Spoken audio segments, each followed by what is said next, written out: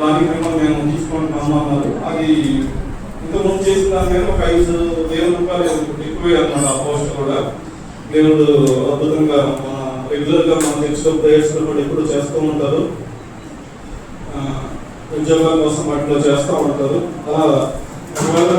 అది గత నెలలో తీసుకొని ఉంటే నేను ఈ నెలలో మీటింగ్స్ అప్పుడు కొంచెం పార్టిసిపేట్ చేయడానికి అవకాశం ఉండేది కాదేమో. దేవుడు మీటింగ్స్ అయిపోయిన 2 రోజులు నాకు ఈ అవకాశాన్ని ఇచ్చారు. నేను ఆ స్కూల్లో కూడా ఆ కౌన్సిలింగ్ అని మానసికంగా కొన్ని పిల్లలకి వాళ్ళు ఎలా మళ్ళీ సరిదిద్దాలో వాటి గురించి అనమాట. నా జాగ్రత్తగా అంటే సబ్జెక్ట్ టీచింగ్ కాదు, రకరకాల మనస్తత్వం గల పిల్లలు ఉంటారు, వాళ్ళని నేను సక్రమంగా ఎలా నడిపించాలనే దాంట్లో నేను కొంచెం పీజీఎల్ చేశాను. దాని ద్వారా నాకు ఈ ఉద్యోగం వచ్చింది. దీంట్లో కొనసాగడానికి జ్ఞానం దేవుడు అనుగ్రహించినట్టు మీ అందరూ మీ ప్రార్థనలో జ్ఞాపకం చేసుకోండి. అందరికీ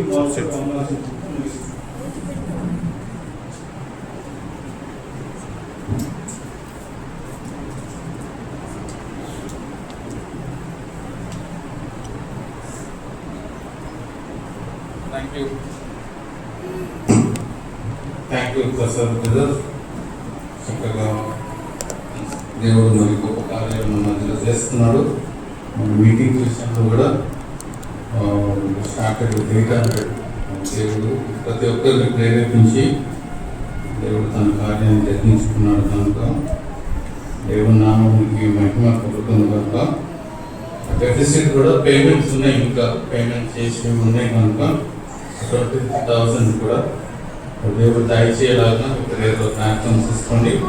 ఎవరైనా ఇవ్వదలుచుకుంటే ఎక్కడన్నా ఇస్తే పేమెంట్ మిగిలిన పేమెంట్స్ కూడా చేయాలి. ప్రార్థించండి. మరి దేవుడు గొప్ప కార్యాలు చేస్తున్నాడు కనుక దేవుడి నామం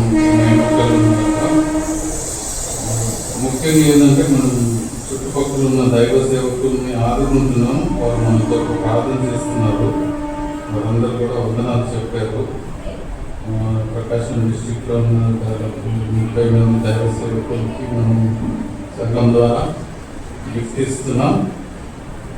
వారి ప్రేయర్స్లో మనం జ్ఞాపకం చేసుకుంటున్నారు. వారి ప్రేయర్స్ వల్ల కూడా దేవుడు గొప్ప కార్యాలు మనలో జరిగిస్తున్నారు కనుక దేవుడు దీన్ని కొనసాగించలాగిన అని అందరికీ సహాయకరంగా మన సంఘం మనం ఉండడానికి దేవుడు సహాయం చేయాలన్నా ఇంకా గొప్ప కార్యాలు మనం చేయగలగలాగిన ప్రతి ఒక్కరు ప్రార్థించండి. మరి ముఖ్యంగా యవనస్తులు సిద్ధపెట్టుకుందుకు వస్తే దేవుడు వారిని ప్రేరేపించలాగిన వారికి ఇచ్చిన కృపావరాలు సంఘంలో వాడబడాలన్నా ప్రార్థన జ్ఞాపకం చేసుకుంటే దైవ గ్రంథంలో నుండి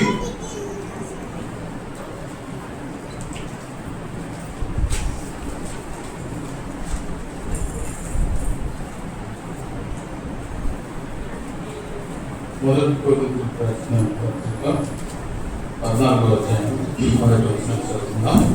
1 Corinthians chapter 14 verse 1. మొదటి కొరింథీయులు 14వ అధ్యాయం 1వ వచనం.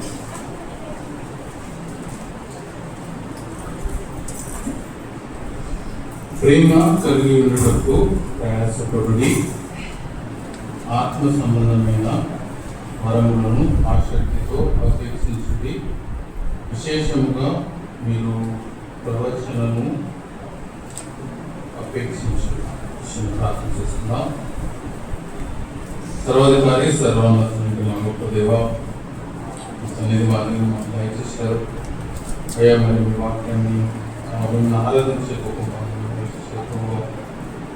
మరి చేసిన ప్రతి ఒక్కరిని బట్టి మేము కూడా ఇంకొద్దిసేపు మీ సన్నిధిలో మీ యొక్క వాక్యంతో తీర్చేందుకు మీరే మాతో మాట్లాడండి. మాకు కావాల్సిన మాటలు మీరే అందించండి. మీ నామానికి మహిమగలను తెలుసుకుని నిలబడని గొప్పవారును మీ వాక్యం గొప్పది.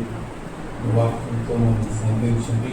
మా జీవితాల్లో కొత్త విషయాలు మేము నేర్చుకొని ఈరోజు తిరిగి మా రోజులాగా ఉన్న సమయాన్ని మీ చేతిలో నేర్చుకుంటుంది. మీరే మాకు నడిపించుకున్నాను. ఆరక్షకుడు విమోచకుడు యేసుక్రీస్తు నామములో ప్రార్థించి పెట్టుకుంటున్నాం తండ్రి. ఆమేన్. ఈరోజు నా టాపిక్ ఏంటంటే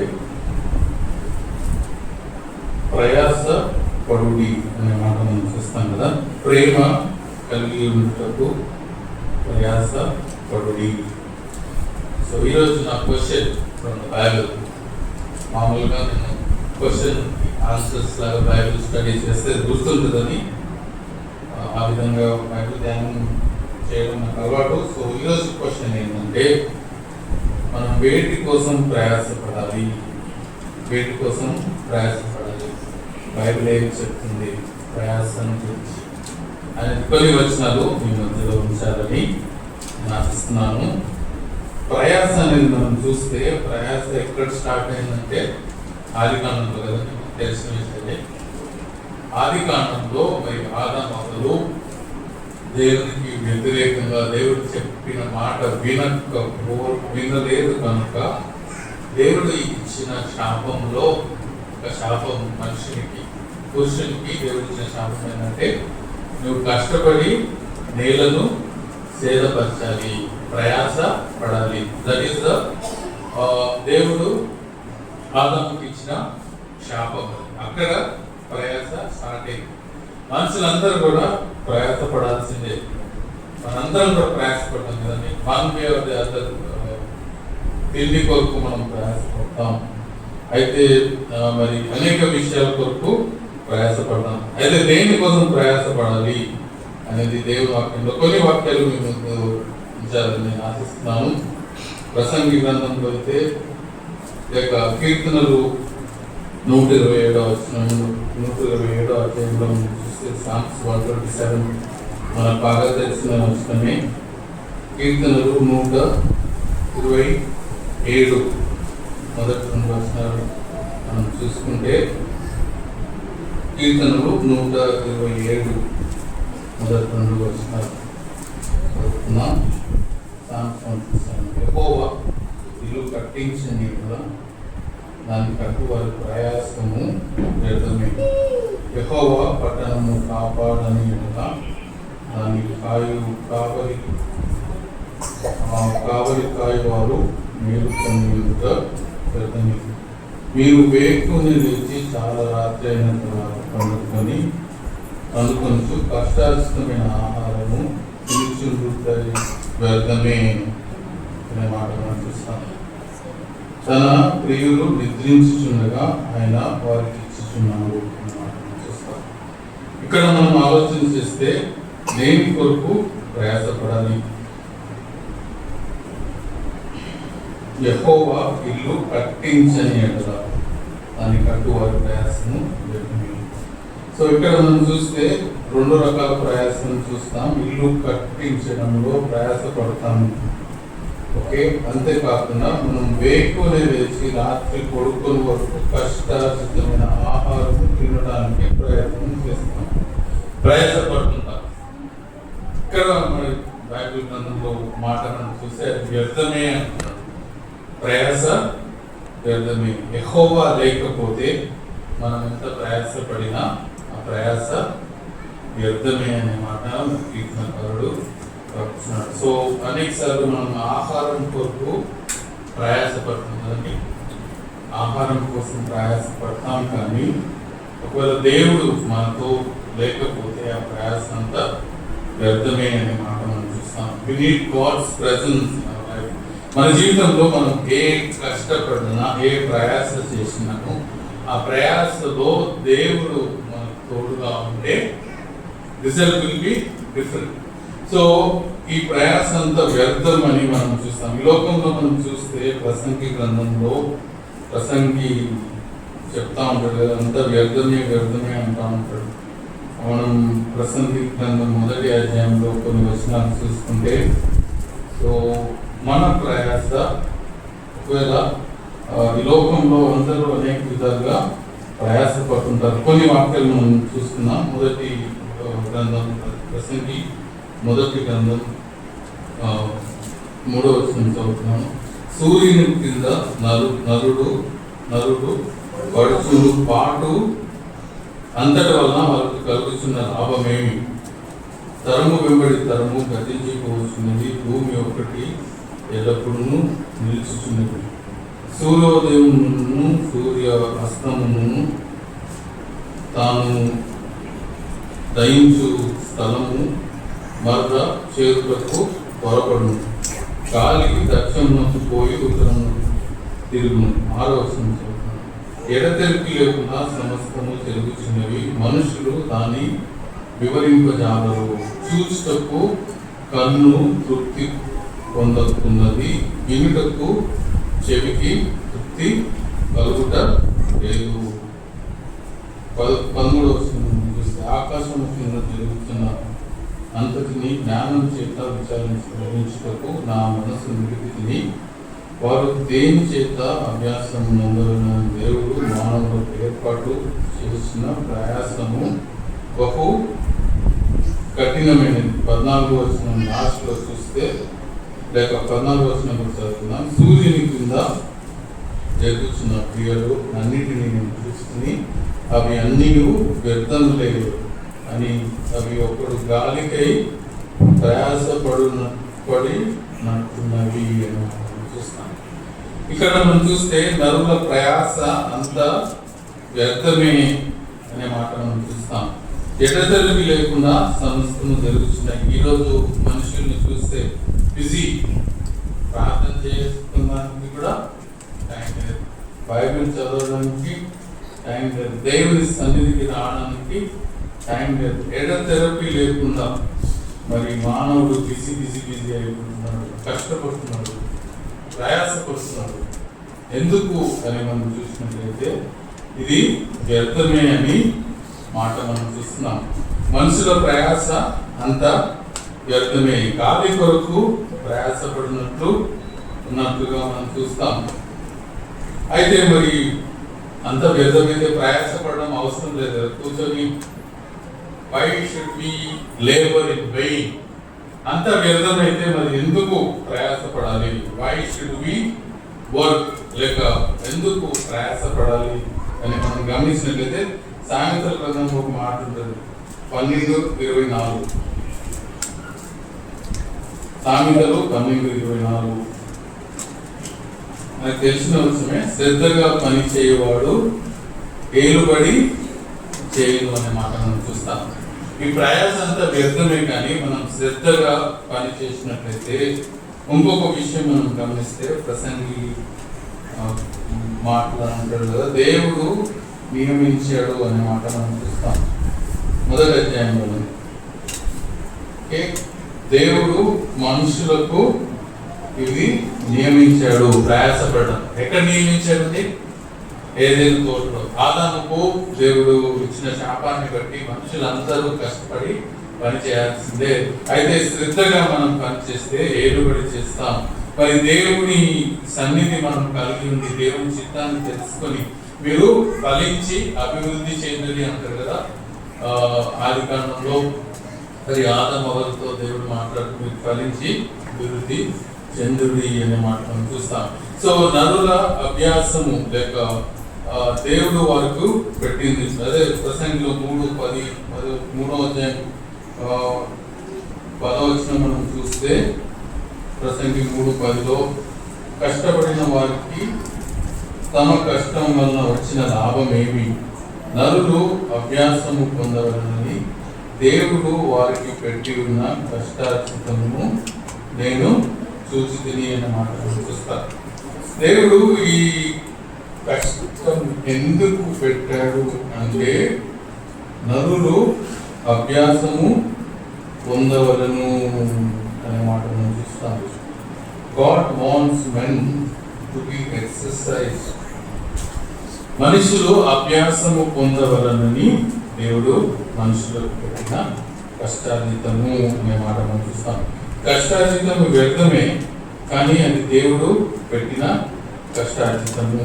ఈ కష్టార్జితం అంతటిలో కూడా మనం చూస్తే మనుషుడు మరి ఈ లోకంలో మనం చూస్తే ఎంతో ప్రయాసపడతారు. తిండి కొరకు ప్రయాసపడుతున్నారు, ఇంటి కొరకు ప్రయాసపడతారు. మరి బైబిల్ గ్రంథం ఏం చెప్తుంది కష్టం గురించి అని మనలో చూస్తే, మొదటిది ఇది దేవుడు నియమించాడు. దేవుడు మనుషులందరూ కష్టపడి పని చేయాలి. దే షుడ్ వర్క్ హార్డ్ అనేది మరి దేవుడు నియమించినది అనే మాట మనం చూస్తాం. అయితే ఈ కష్టానికి పరిష్కారం ఏం లేదా అని మనం చూసినట్లయితే మనకు తెలిసిన వచ్చిన కదా, యేసుక్రీస్తు లోకానికి వచ్చినప్పుడు కలిగిన మాట ఏంటంటే ప్రయాసపడి భారం వహించిన సమస్తమైన వాడలారా నా దగ్గరకు నేను మీకు విశ్రాంతి కలుగజేస్తాను. వార్త 11:20 అందరికి తెలిసిన వచనం. So in the middle of our labour, like మన ప్రయాసం మధ్యలో దేవుడు మనకు విశ్రాంతి కలుగజేస్తున్నాడు. That is what God is offering us. మనం కష్టపడాలి, ఉద్యోగం చేసుకోవాలి, మరి పిల్లల్ని పోషించాలి, ఇల్లు కట్టుకోవాలి, మరి దేవుని మహిమార్గని ప్రయాస పడాలి. కానీ మన ప్రయాస ఆయన సన్నిధికి తీసుకుని రావాలి. That is what Jesus Christ is calling. ప్రయాసపడి భారపరుచిన సమస్త జనులను ఆయన దగ్గర నేను మీకు విశ్రాంతి.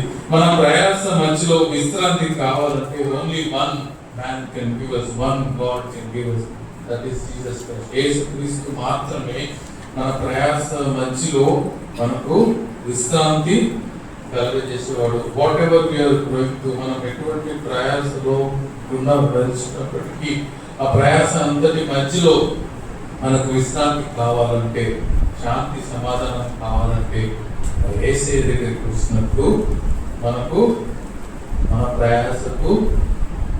ప్రయాస మధ్యలో మనకు శాంతి సమాధానం దొరుకుతుంది. యేసే నీ ప్రయాస నేను తీసేస్తా అనట్లేదు. ప్రయాస వాడి భారం వచ్చిన వాళ్ళ నాయ దగ్గర నుండి నేను మీ ప్రయాస తీసేస్తాను అనట్లేదు. యేసే చెప్పిన మాట ఏంటంటే ప్రయాసపడి భారం వచ్చిన వాళ్ళ నాయ దగ్గర నుండి నేను మీకు విశ్రాంతి కలుగు చేస్తాను. మన ప్రయాస ఉంటుంది, బట్ అలాంగ్ విత్ అవర్ ప్రయాస మరి యేసుక్రీస్తు దయచేసే విశ్రాంతి, శాంతి, సమాధానాన్ని కూడా మనం ఈ లోకంలో అనుభవించాలని దేవుని కోరిక, దేవుని సంకల్పం. ఈరోజు మనం గమనిస్తున్నట్లయితే మరి అనేక మందిని చూస్తున్నాం, అనేకమైన విషయాల కొరకు ప్రయాసపడతా ఉంటారు. కానీ యేసుక్రీస్తు వారి జీవితంలో లేనప్పుడు మరి వారు పడుచున్న ప్రయాస వ్యర్థమే అనే మాట మనం చూస్తాం. వారు చేస్తున్న ప్రయాస అంతా వ్యర్థమే, గాలికి కష్టపడినట్టు కష్టపడుతున్నారని మాట. అయితే యేసుక్రీస్తు మన మధ్యలో ఉంటే, మన హృదయంలో యేసయ్యను మనం కలిగి ఉంటే, ఆ ప్రయాస మధ్యలో God gives us a kind of satisfaction, లేక ఒక శాంతి, సమాధానం, విశ్రాంతి దేవుడు మనకు దయచేస్తాడు. కనుక మనం ఏది చేసినా, నూతన నిబంధనలో ఒక వాక్యం ఉంది కదా, మనుషులకి దేవుడు మరి విశ్వాసులకు దేవుడు రాసిన మాట కొలస్సీ 3:23 మనం చూస్తే మనం ప్రయాసపడాలి. అయితే ఏ విధమైన యాటిట్యూడ్తో ప్రయాసపడాలి అని మనం చూస్తే కొలస్సీ 3:23 మనం చూసుకున్నట్లయితే, కొలస్సీ 3:23 చదువుతున్నాను, తీస్తే చదవచ్చు. కొలస్సీ 3:23.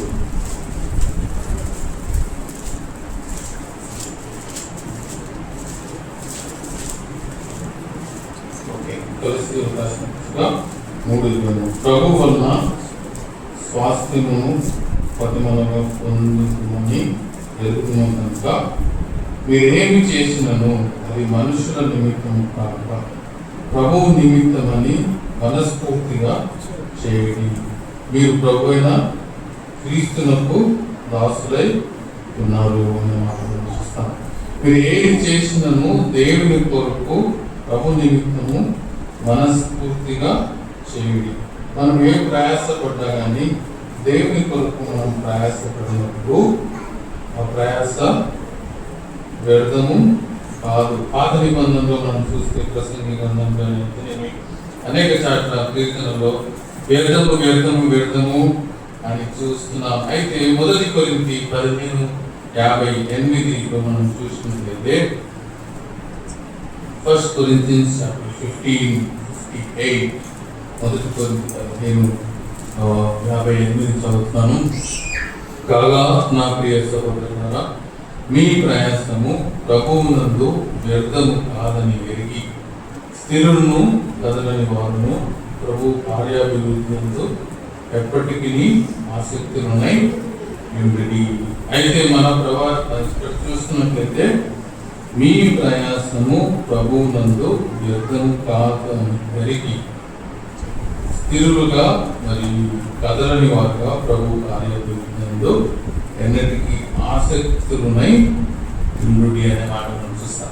బ్యాక్ టు అవర్ క్వశ్చన్, మనం దేని కొరకు ప్రయాసపడాలి అంటే మరి దేవుని నిమిత్తము ప్రయాసపడాలి. We should labour for God. దేవుని కొరకు ఈ లోకంలో మనము ప్రయాసపడాలి. అది వ్యర్థం కాదు అని దేవుని వాక్యంలో చూస్తాం. ఈ లోకంలో మనం ఎంత ప్రయాసపడ్డా కొన్నిసార్లు మన గోల్స్, మన లక్ష్యాన్ని మనం సాధించలేకపోవచ్చు. మనం ఏమేమో చేయాలి అన్న లక్ష్యం పెట్టుకుంటాం, కానీ అదంతా వ్యర్థమే. కానీ దేవుని నిమిత్తము మనం ప్రయాసపడినప్పుడు that will not go in vain. ప్రయాస వ్యర్థం కాదు అనే మాట మనం చూస్తాం. సో ఫస్ట్ మనం చదువుకున్న వచనంలో మనం చూస్తే ప్రేమ కలిగి ఉండటకు ప్రయాసపడి. వేటి కొరకు మనం ప్రయాసపడాలంటే ఈ లోకంలో మనం పని చేయాలి, దేవుని నిమిత్తం చేయాలి. అయితే ఆత్మీయంగా మనం ఆలోచించినప్పుడు ప్రేమ కలిగి ఉండడానికి ప్రయాసపడాలని 1 కొరింథీ 14వ వచనంలో మనం చూస్తాం. 13వ వచనం అంతా మనం చూసినట్లయితే 1 కొరింథీ 13వ అధ్యాయంలో ప్రేమ గురించి ఉంటుంది కదండి. ప్రేమ యొక్క క్వాలిటీస్ ఏంటి, ప్రేమ అంటే ఏంటిది. అయితే ప్రేమ కలిగి ఉండటకు ప్రయాసపడుతుంది అంటే దాని అర్థం ఏంటి? ప్రేమ కలిగి ఉండాలంటే ప్రయాసపడాలి. ప్రేమ కలిగి ఉండటకు ప్రయాసపడాలి. ఏ విధంగా మనం ప్రయాసపడతాం ప్రేమ కలిగి ఉండాలి? యాక్చువల్లీ ప్రేమ కలిగి ఉండటం అనేది ఒక ప్రయాసేనా, or is it an easy thing? మనం గమనించినట్లయితే 1 కొరింథీ 13వ అధ్యాయంలో చదువుకున్నా అక్కడ మనం స్టార్ట్ చేస్తుంది. ప్రేమ కలిగి ఉండాలంటే యు హావ్ టు సాక్రిఫైస్. ప్రేమ యొక్క క్వాలిటీస్ ఏంటి అని మనం చూసినట్లయితే 1 కొరింథీ 13వ అధ్యాయంలో మనం గమనించవచ్చు. 1 కొరింథీ 13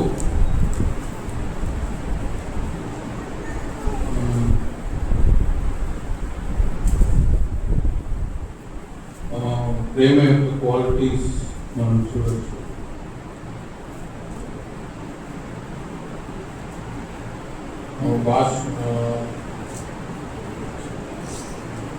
ప్రేమ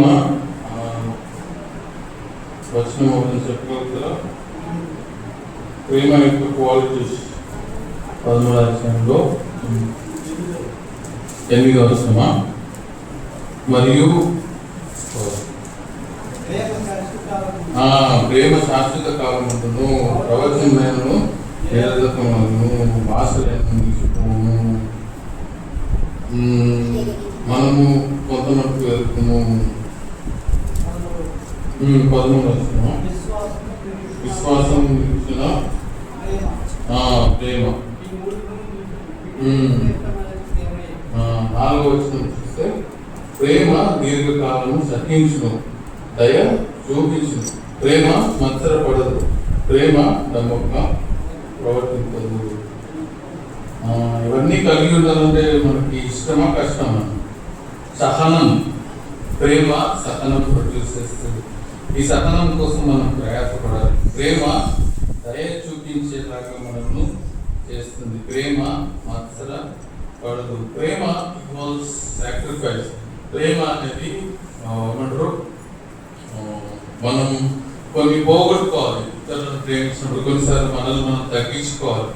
సో మనం దేనికోసం ప్రయాసపడాలంటే ప్రేమ కలిగి ఉండడానికి మనం ప్రయాసపడాలి. Whether it is in our office, మన ఆఫీస్లోనైతేనేమి, మన ఇంట్లోనైతేనేమి, సంఘంలోనైతేనేమి, ప్రేమ మనం కలిగి ఉండడానికి ప్రయాసపడాలనే మాట మనం చూస్తాం.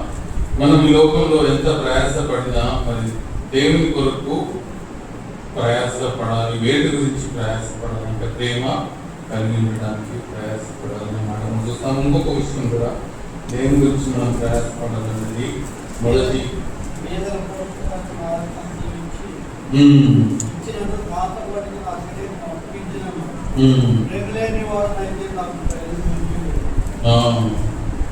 ప్రేమ కలిగి ఉండాలి అనే మాట మనం చూస్తాం. ఇతరులకు సహాయం చేయడంలో మనం ప్రేమ కలిగి ఉండాలి అనే మాట మనం చూస్తాం. ఇంకా దేని కొరకు మనం ప్రయాసపడాలి అంటే 1 తిమోతి 6వ అధ్యాయంలో మనం చూడొచ్చు. 1 తిమోతి 6వ అధ్యాయం 11వ వచనం మనం చూస్తే 1 తిమోతి 6:11 దైవజనుడా, నేనైతే వీటిని విశ్వసించి నీతిని, భక్తిని, విశ్వాసమును, ప్రేమను, ఓర్పును, సాత్వికమును సంపాదించుకొనుటకు ప్రయాస పడుము.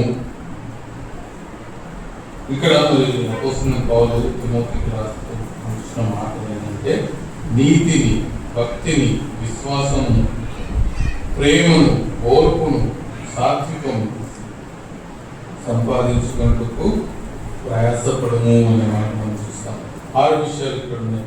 నీతి, భక్తి, విశ్వాసము, ప్రేమ, ఓర్పు, సాత్వికం.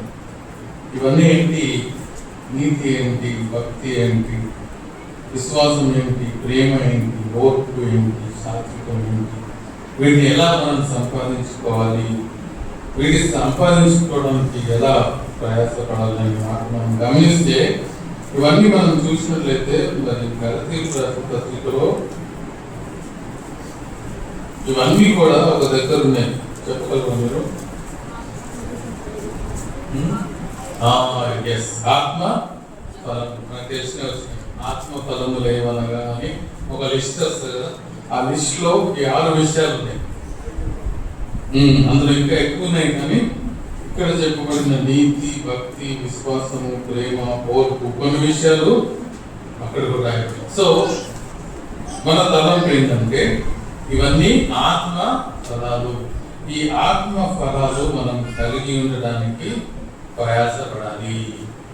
ఏంటివి ఆత్మ ఫలాలు అంటే నీతి, భక్తి, విశ్వాసం, ప్రేమ,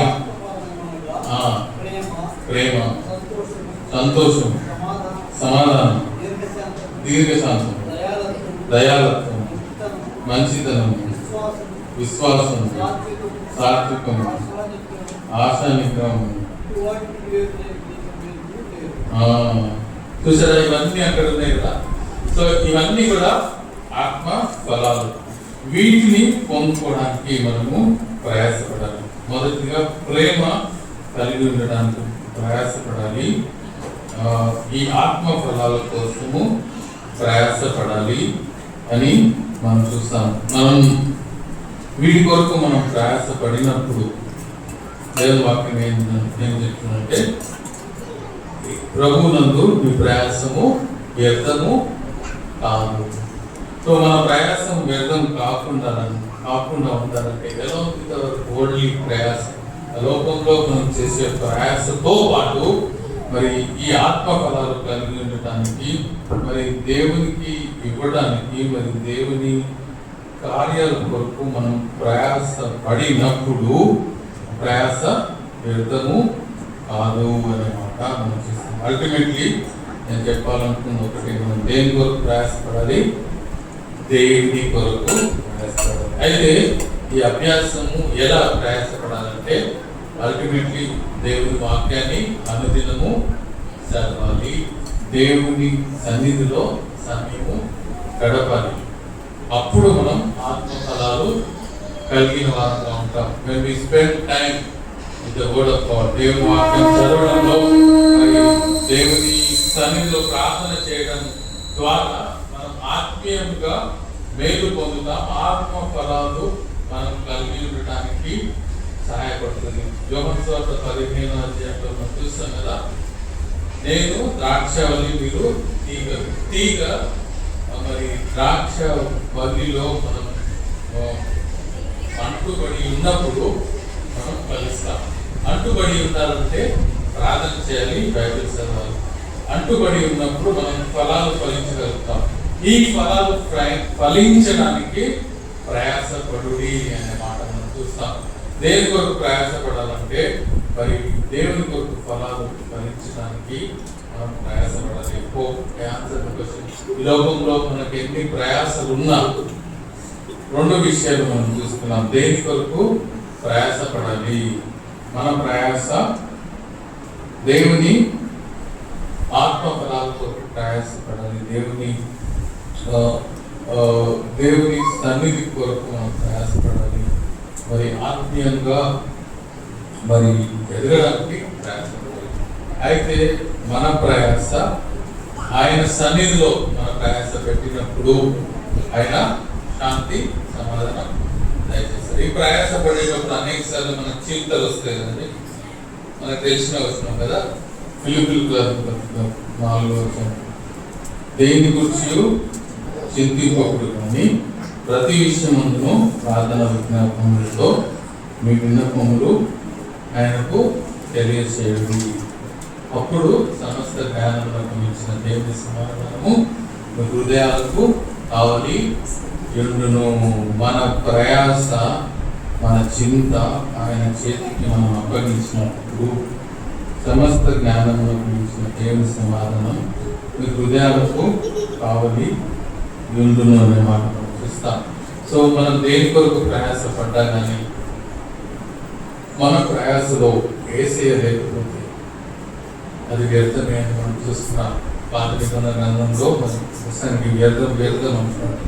మన ప్రయాస పడే దాంట్లో యేసయ్య లేకపోతే, దేవునికి మనం ప్రయారిటీ ఇవ్వకపోతే అది వ్యర్థమే, గాలికి ప్రయాసపడినట్లే అని మనం చూస్తాం. అయితే క్రీస్తు యందు మీ ప్రయాస వ్యర్థము కాదు అని బైబిల్ గ్రంథంలో చూస్తున్నాం. సో ఇంకా ఎవరైనా మీ పాపంతో ప్రయాసపడుతున్నట్లయితే యేసుక్రీస్తు చెప్తున్న మాట ఏంటంటే, ప్రయాసపడి భారం నాయకులంటే నేను మీకు విశ్రాంతి, మన పాపం నుండి విడుదల, బానిసత్వం నుండి విడుదల, ఆ ప్రయాస నుండి విడుదల దయచేసేవాడు మన ప్రభువే యేసుక్రీస్తు ప్రభువే. మనకు విడుదల దయచేయాలని తను తానే కల్వరిలో చనిపోయాడండి. తన రక్తాన్ని కార్చాడు. తన రక్తంలో మన పాపాలను కడిగి మనకు విడిపించి మన ప్రయాస తీసివేయడానికి. God is giving you wonderful offer today. ఈ ఆఫర్ తీసుకుంటావా లేకుంటే ఈ ఆఫర్ తీసుకోకుండా వెళ్ళిపోతావు? ఒకవేళ యేసుక్రీస్తును నువ్వు నమ్మకుండా ఇంకా ప్రయాసపడుతున్నట్లయితే యేసుని నీ హృదయంలో స్వీకరించు.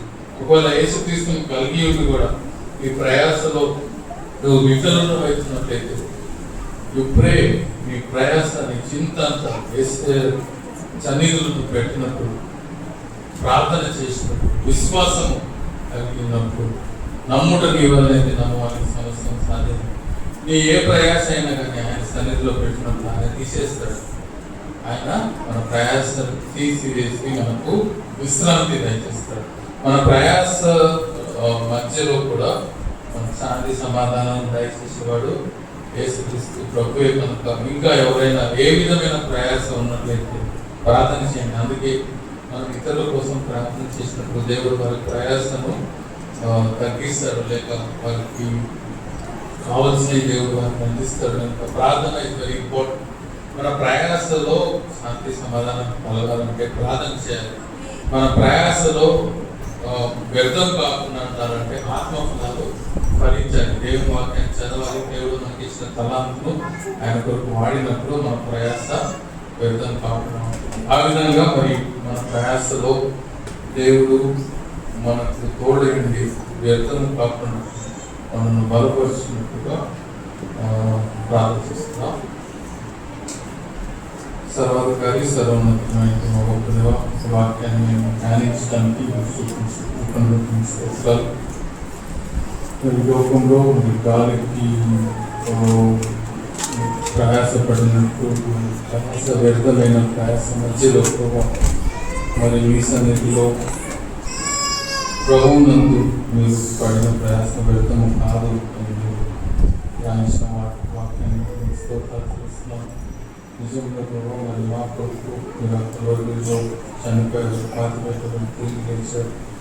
ప్రయాసపడి భారం ఇచ్చిన నా యొక్క తండ్రి నేను విశ్రాంతి చేస్తున్నాను. అయ్యా మేము మీరు ఉచితంగా ఇచ్చే ఈ విశ్రాంతిని, యొక్క శాంతి సమాధానం మా జీవితంలో పోగొట్టుకోకుండా దాన్ని కలిగి ఉంది జీవించడానికి సాయం చేయండి. మా ప్రయాస మీకు తెలుసుకోవడం, మా ప్రయాస మధ్యలో శాంతి సమాధానం దయచేసినది నీవే. చేసిన ప్రతి ఒక్కరిని బట్టి మీ సన్నిధిలో ప్రార్థన చేస్తున్నాం.